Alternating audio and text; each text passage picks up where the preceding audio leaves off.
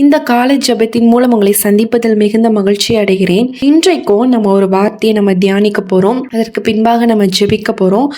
முதல்ல நம்ம ஒரு வசனம் வாசிக்கலாம்.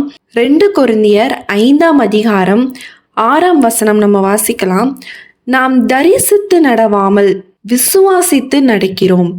அதாவது என்ன அப்படின்னா, விசுவாசம் அப்படிங்கிறது நம்மளுடைய கிறிஸ்துவ லைஃப்ல ரொம்ப ஒரு முக்கியமான ஒரு விஷயமாக காணப்படுது.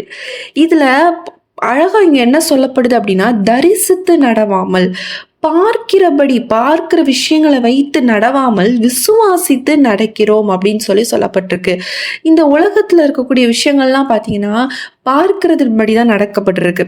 கண்ணால காண்பதுபடி அதன்படி தான் நடந்து கொண்டு இருக்கிறாங்க. ஆனா பார்க்காத ஒரு விஷயத்த தேவன் மீது ஒரு விசுவாசத்தோடு நடக்கிற பிள்ளைகளாக நம்ம காணப்படணும் அப்படிங்கிறதான் இங்க சொல்லப்பட்டிருக்கு.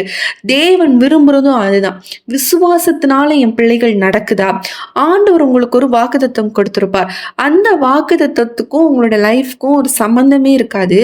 ஆனா என் பிள்ளைகள் சூழ்நிலையை பார்த்து சூழ்நிலைப்படி அதற்கேற்றபடி வாழ்கிறார்களா, அல்லது நான் கொடுத்த விசுவாச வாக்கின்படி அதிலே பிடித்து கொண்டு என்னுடைய சமூகத்துல காத்திருந்து ஒரு மாற்றத்திற்காக அதற்காக வேண்டி ஜெபித்து கொண்டிருக்கிறார்களா அப்படின்னு சொல்லி ஆண்டவர் அதை பார்த்து கொண்டே இருப்பார்.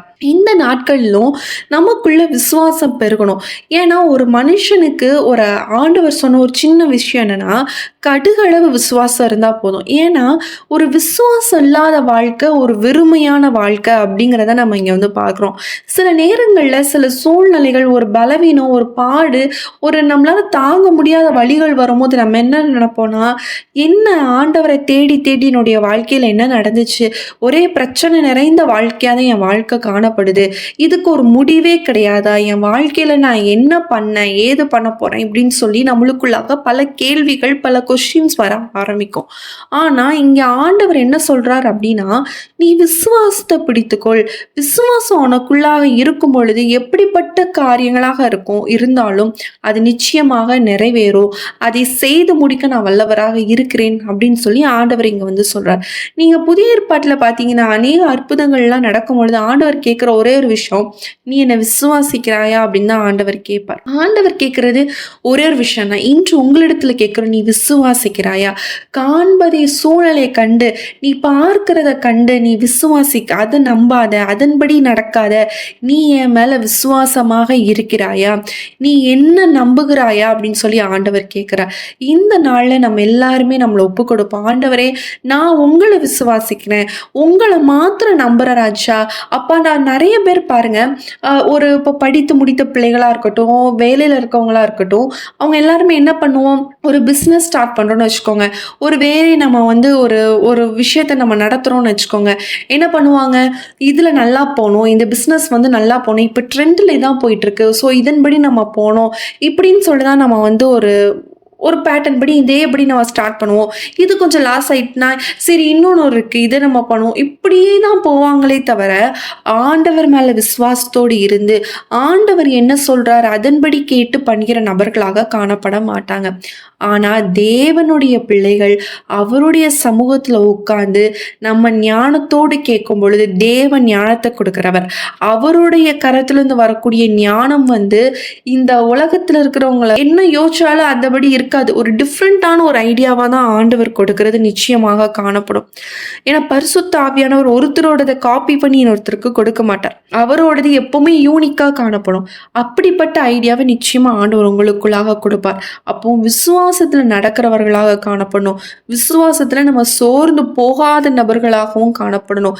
இந்த நாள்ல ஆண்டவர் இதுதான் நம்மளிடத்துல எதிர்பார்க்கிறார். நீ விசுவாசமாக இருக்கிறாயா, இல்ல சோர்ந்து போகிறாயா, சூழ்நிலை பார்த்து மயங்கிடுறாயா அப்படின்னு சொல்லி ஆண்டவர் பார்க்கிறார். ஸோ இந்த நாள்ல நம்ம சோர்ந்து போகாம விசுவாசத்தோடு நம்ம பிடித்து கொள்ளும் பொழுது நிச்சயமாக ஆண்டவர் உங்களுடைய வாழ்க்கையில கிரியை செய்ய ஆரம்பிப்பார்.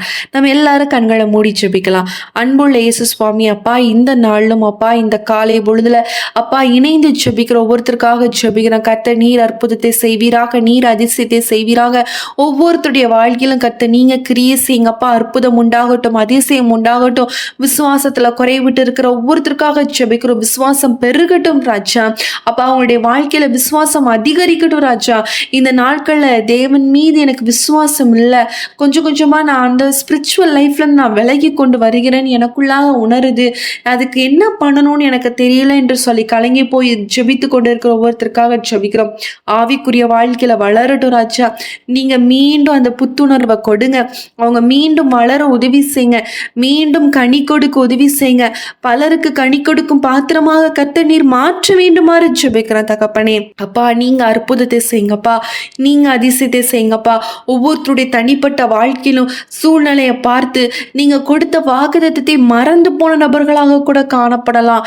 ஆனால் என் தேவ நீர் அவர்களை மறக்காதவர், கைவிடாதவர், நீர் அற்புதங்களை செய்கிறவர், நீர் அதிசயங்களை செய்கிறவர்.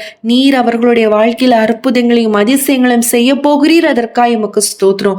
அற்புதங்களை செய்ய போகிறீர், அதற்காக உமக்கு ஸ்தோத்திரம். நிச்சயமாக அவர்களுடைய வாழ்க்கையில ஒரு மாற்றத்தை கர்த்தர் நீர் உண்டு பண்ண போகிறீர், அதற்காக உமக்கு ஸ்தோத்திரம் ராஜா. நீங்க அதிசயத்தை செய்யுங்க, நீங்க அற்புதத்தை செய்யுங்க ஆண்டவரே. உம்முடைய நாம மாத்திரம் மகிமைப்படட்டும் ராஜா. அப்பா எங்களை தாழ்த்தி ஒப்பு கொடுக்கிறோம் இயேசுவின் நாமத்தில் ஜெபிக்கிற நல்ல பிதாவே, ஆமேன். இந்த நாளிலும் ஜெபித்த ஒவ்வொருத்தருக்காக ஆண்டவர் நிச்சயமா ஒவ்வொருத்தருக்கும் உங்களுக்குள்ளாக ஒரு விசுவாசத்தை ஆண்டவர் உண்டு பண்ணி இருக்கிறார். அந்த விசுவாசத்தை நீங்க பிடித்து கொள்ளுங்க, அதை என்ன சூழ்நிலை விட்டு விடாதீங்க. விசுவாசம் உங்களுக்குள்ளாக இருக்க இருக்க நிச்சயமா உங்களுடைய வாழ்க்கையில ஒரு மாற்றம் வர ஆரம்பிக்கும். ஆண்டவர் உங்களுடைய ஆவிக்குரிய வாழ்க்கையில ஒரு விருத்தியை உண்டு பண்ணுவார். ஆவிக்குரிய வாழ்க்கையில நீங்க வளர வளர உலகத்திற்கு தேவையான காரியங்களை ஆண்டவர் நிச்சயமா உங்களுக்கு கொடுத்து உங்களை ஆசீர்வதிப்பார். இந்த வீடியோ உங்களுக்கு பிரயோஜனமாக இருந்துச்சுன்னா நிச்சயமா நீங்க அநேகருக்கு ஷேர் பண்ணுங்க. புதுசாக பார்த்துட்டு இருக்கீங்க அப்படின்னா நம்முடைய சேனலை சப்ஸ்கிரைப் பண்ணிக்கோங்க. உங்களுக்கு ஜெப குறிப்புகள், ப்ரேயர் பாயிண்ட்ஸ் இருக்கும் அப்படின்னா ஸ்க்ரீனில் தெரியக்கூடிய வாட்ஸ்அப் நம்பருக்கு மெசேஜ் பண்ணுங்கள் அல்லது வாய்ஸ் நோட் பண்ணுங்கள். கண்டிப்பாக நாங்கள் உங்களுக்காக ஜெபிக்கிறோம். மீண்டும் உங்களை அடுத்த ஒரு வீடியோவில் சந்திக்கிறேன். கர்த்தர் உங்களை ஆசீர்வதிப்பாராக. ஆமேன்.